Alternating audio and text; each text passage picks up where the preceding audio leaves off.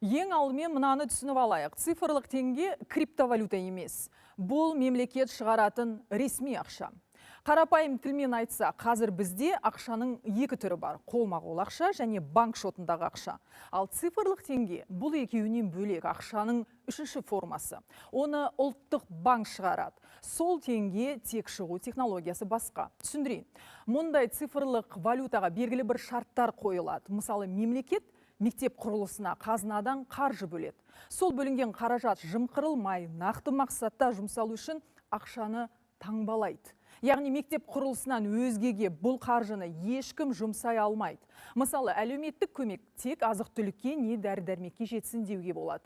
Бюджет қаржысы жол жөндеуге бөлінсе, ол тек соған жұмсалады. Логикасын түсінген боларсыздар. Мақсаты да айқын, бюджет ашық болады.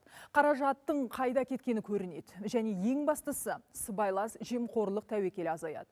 Бізге керегі де сол еді ғой. Бірақ кез келген мәселенің ақ-қарасы бар. Мұны ашып көрсету және сауалдарға жауап алу біздің міндет. Сондықтан бұл жолы да күмән тудырған мына мәселені қозғамасқа болмас. Егер мемлекет ақшаға шарт қоя алса, онда болашақта бұл шарт кімге, қалай, қай деңгейде қолданылады?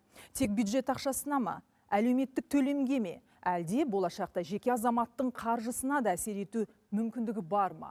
Осы сауалдарға жауап алу үшін бүгін студиямызға ұлттық банк өкілін шақырдық. Сұхбат сәлден соң әзірге тақырыпты тарқатып аламыз.